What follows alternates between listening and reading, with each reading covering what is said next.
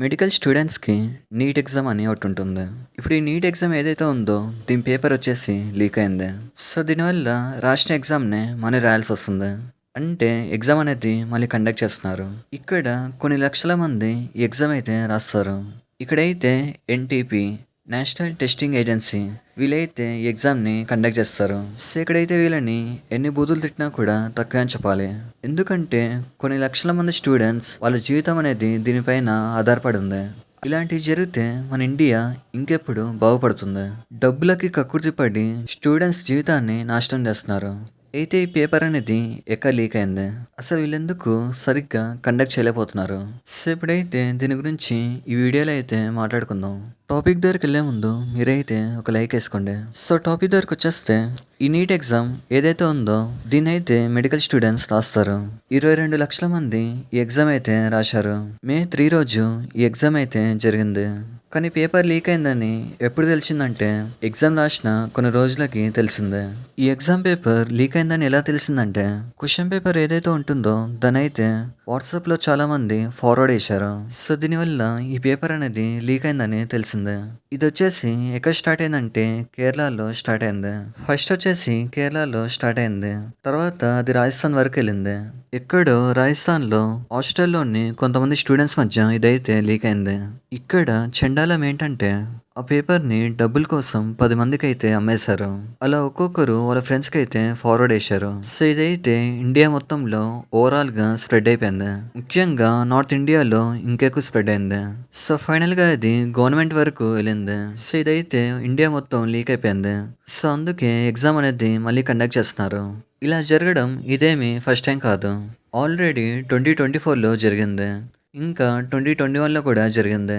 ఇంతకుముందు జరిగినప్పుడు దీన్నైతే వదిలేశారు. కానీ ఈసారి మాత్రం ఎగ్జామ్ అనేది మళ్ళీ పెడుతున్నారు. ఎందుకంటే క్వశ్చన్ పేపర్ అనేది ఆ రేంజ్లో లీక్ అయింది.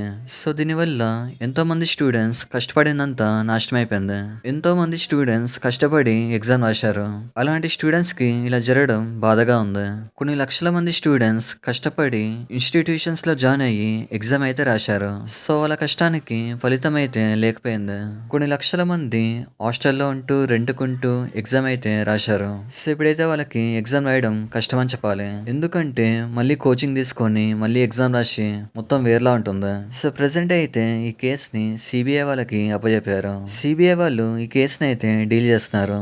ఎవడైతే లీక్ చేశాడో వాడికైతే గట్టిగా వేసుకుంటారు. అంటే నీట్లో 180 క్వశ్చన్స్ అనేవి ఉంటాయి.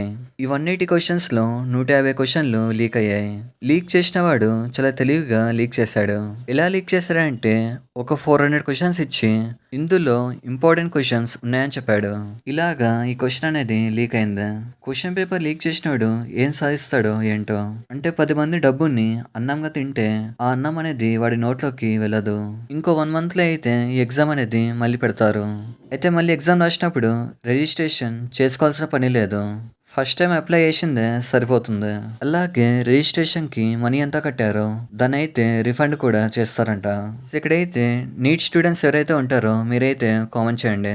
సో, మీరందరూ అయితే ఇంకోసారి అయితే ఎగ్జామ్ రాస్తున్నారు.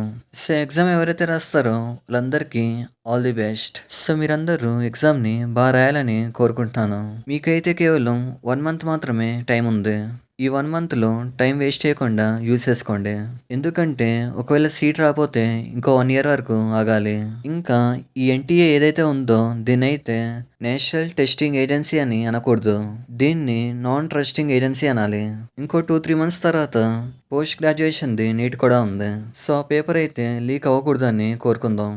అయితే ఎన్టీఏ గురించి మీరేమనుకుంటున్నారో కామెంట్ చేయండి. ఇలాంటి మరిన్ని వీడియోస్ కోసం లైక్, షేర్, సబ్స్క్రైబ్ చేయండి. Thank you.